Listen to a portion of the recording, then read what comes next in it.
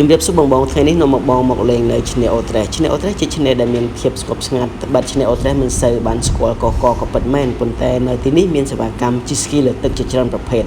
ឆ្នេរអូត្រេសជាឆ្នេរសមុទ្រមួយនៃក្រុងព្រះសីហនុនៅភាគខាងត្បូងនៃឆ្នេរអូឈើទាល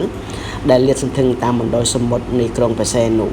ឆ្នេរអូត្រេសមានប្រវែងរហូតដល់3គីឡូម៉ែត្រហើយនៅជាប់នឹងឆ្នេរនេះផងដែរយើងមានគម្រោងខុនដូមួយដែលមានឈ្មោះថាថាមស្វេដប់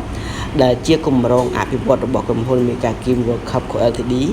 ដែលស្ថិតនៅជិតខាងកាហ្វេមួយដ៏ល្បីគឺកាហ្វេប្រូនព្រះសីហនុនិងភោជនីយដ្ឋានជាច្រើនទៀតសម្រាប់គម្រោងខុនដូថាមស្វេដប់នឹងបើកលក់ជាផ្លូវការនៅថ្ងៃទី2ខែមិថុនាខែក្រោយនឹងសម្រាប់គម្រោងនេះផងដែរយើងមានប្រភេទបន្ទប់1បន្ទប់គេង2បន្ទប់គេង3បន្ទប់គេងនិង4បន្ទប់គេងបាទអញ្ចឹងសម្រាប់បងដែលមានការចំណាប់អារម្មណ៍រួចរាល់ក្នុងការសាកសួរព័ត៌មានក៏ដូចជា select នៅ unit ជាន់នៃបងចាប់អារម្មណ៍បាទដើម្បីទទួលបាននៃការបញ្ចុះតម្លៃពិសេសបាទកុំភ្លេចទំនាក់ទំនងមកខ្ញុំបានបាទអរគុណសម្រាប់